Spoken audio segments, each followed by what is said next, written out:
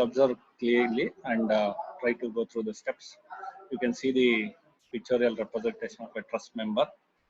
You can see the elements, okay, the way the elements are connected.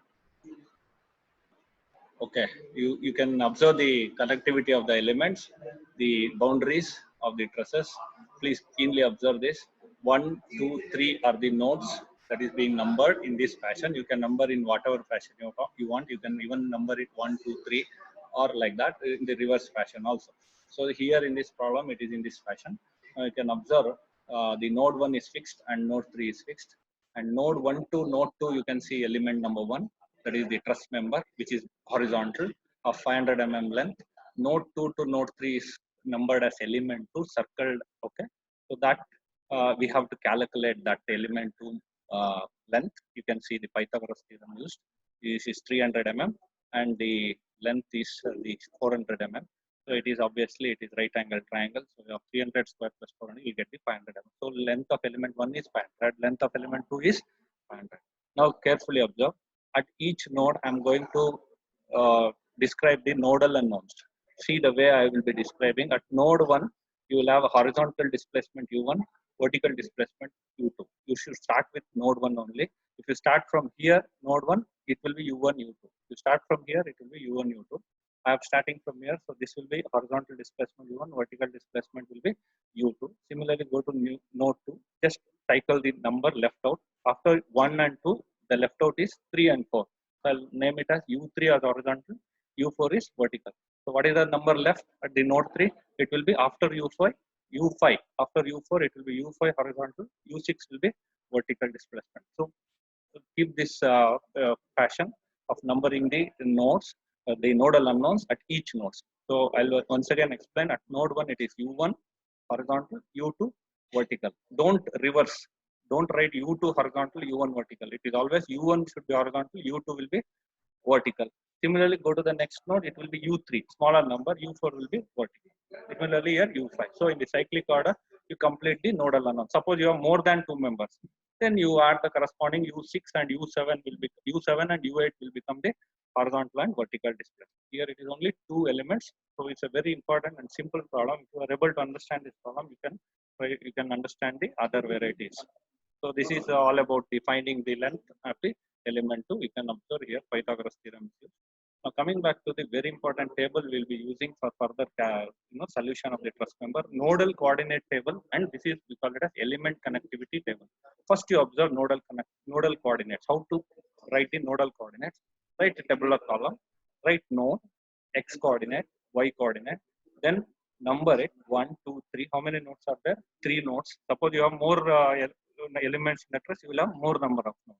In this problem, go back, we'll be seeing 3 nodes are there. So we'll be writing the 3 nodes. I will not be writing any circle for the nodes. It will be just numbers.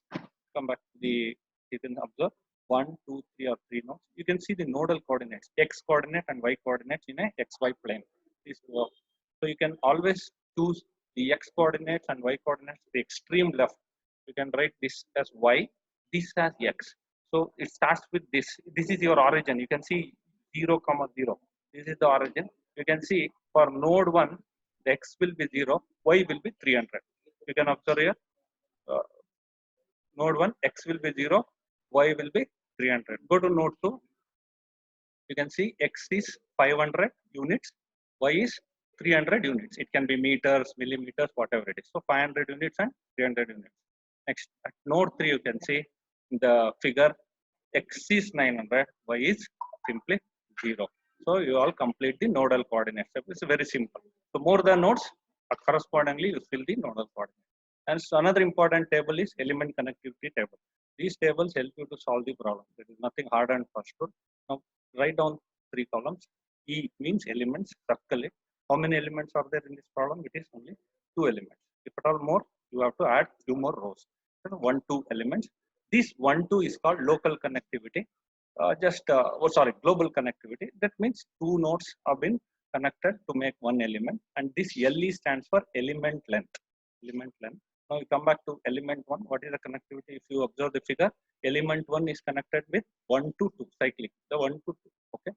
So I'll write 1, 2. Same thing, 1, 2, whatever it is there. It is generally 2 nodes. This indicates the local connectivity. Length of the element is 500 units. Next element 2 is 2, 3. You can see the figure. And the length of the element is 500. This is calculated here. Okay. Come back to the last very important table in all the trust problem. Direction cosine table. DC stands for direction cosine table.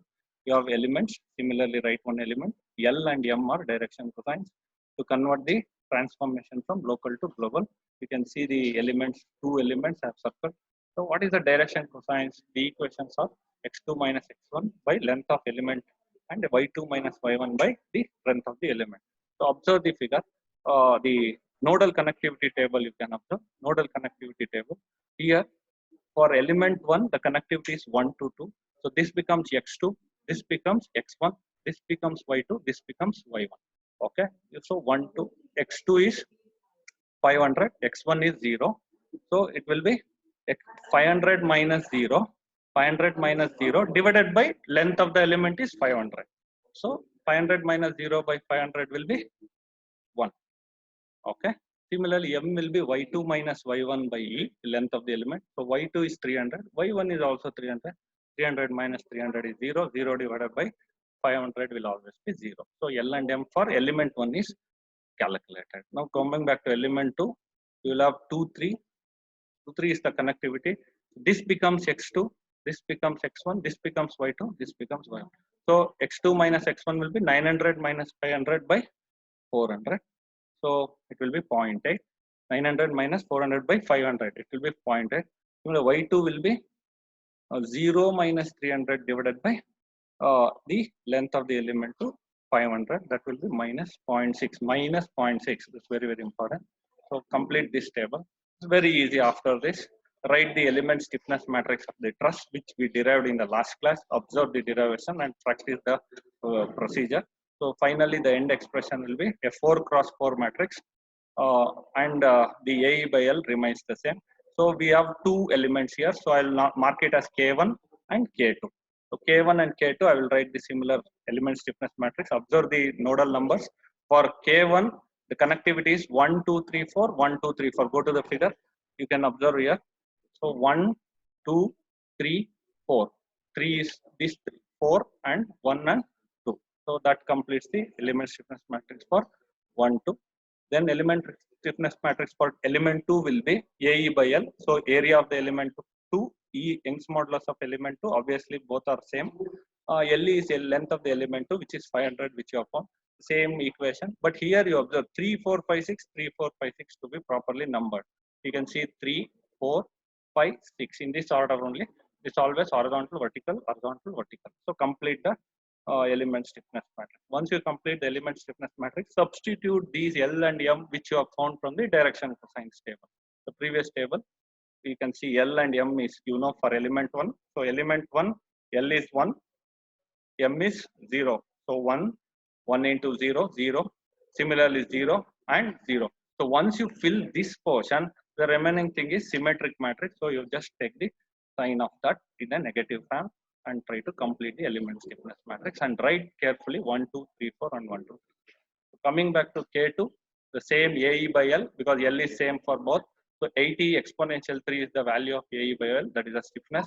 This you should be very careful. You should not able to skip this term. This is very, very important. So 3, 4, 5, 6, same thing. Now what is L square for element 2 direction cosines? 0.8 square for L square. LM means 0.8 into minus 0.6. LM again same thing. 0.8 into minus 0.6. M square is minus 0.6. Whole square will be 0.6 positive. Now that is 0.36. Now take the negative of it. Just reverse negative. All these values negative. Then symmetry. These are symmetry. Complete. Write down 3, 4, 5, 6. 3, 4, 5, 6. Now assemble it. Add the stiffness matrix of element 1 and 2. You know how to add it. Just write down the overall global stiffness matrix. Observe carefully. 80 into 10 raised to 3 should be common factor to be outside the matrix. Now observe how many unknowns are there. 1, 2, 3, 4, 5, 6. The matrix is 6 cross 6 matrix. The reason is number of nodes are 2. Each degree number of nodes are 3. You observe the figure. Here 1, 2, 3 nodes are there. At each node you have 2 degrees of freedom. U1, U2, U3, U4, U5, U6. So 3 nodes and 2 degrees of freedom for each node. So size of the stiffness matrix is always, you all aware that number of nodes into number of degrees of freedom for each node. So 3 is the number of nodes, degrees of freedom per node, each node is 2. So 3 to the 6. So 6 cross 6, you have to write a matrix, empty matrix, then start filling the individual term from the previous element stiffness matrix, just like you solved for bar element, same technique. So common nodes, if at all you see, add the value. Suppose you can see 3 cross 3, it is 1.64. You can observe this 1.64, 3 cross 3 exists in element 1 also, 3 cross 3 exists in element 2 also. So you have to add. So carefully fill the matrix. The matrix is filled here. So it is written in the form of an equilibrium equation. Ku equals F. Ku equals F. So K and U's are unknowns to be found, displacements. Then force are the external input to the truss member. Observe carefully. F4 is minus 12 kilonewton. Go to the figure. F4 is minus 12 kilonewton. You can see U3 is horizontal, U4 is vertical, but the force that is acting on the truss is opposite to the assumed displacement. So always when the force is acting opposite to the assumed displacement, consider it as negative and substitute accordingly. Otherwise, there will be wrong. You know, you will get error, poor results in the solutions. Very, very important considering the negative or positive sign. Since U4 is opposite to the load acting, so consider it as negative. So then you apply boundary condition. You observe the figure. What are the fixed entities? Unknowns. You can see U1, U2 are extremely constrained. U5, U6 are also constrained. So these two nodes are extremely fixed. Simply eliminate those rows and columns. Observe the figure. U1, U2, U5, U6 are 0. Use always elimination approach in other problems except bar, truss, beam are all elimination approach only. So corresponding rows and columns, U1, first row, first column is eliminated, second row, second column, fifth row, fifth column, and sixth row, sixth column is also eliminated. Then you will get a resultant matrix in this form. So the only unknowns to be found is U3 and U4. Solve using calculator. You will be able to get these two values. Once you get U3 and U4, carefully substitute to find the stresses. These equations you have to remember. This is the expression for finding the stress in member in trusses. 1 and 2, we have two members.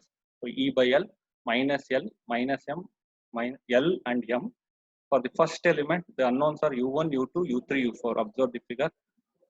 First element, you'll have U1, U2, U3, U4. For second element, it is U3, U4, U5, U6. Come back. So it will be U3, U4, U5, U6. The equation remains.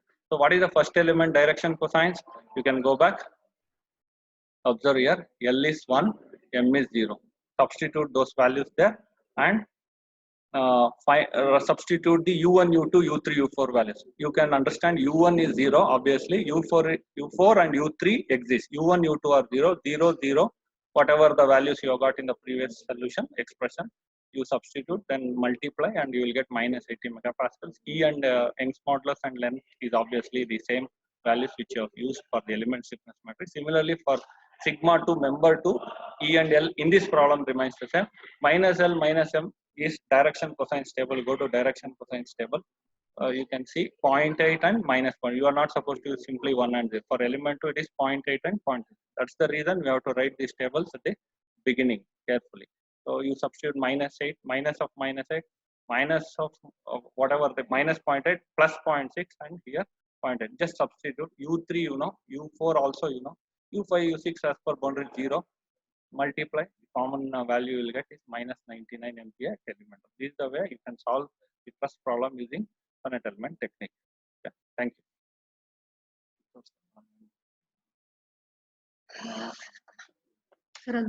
Okay.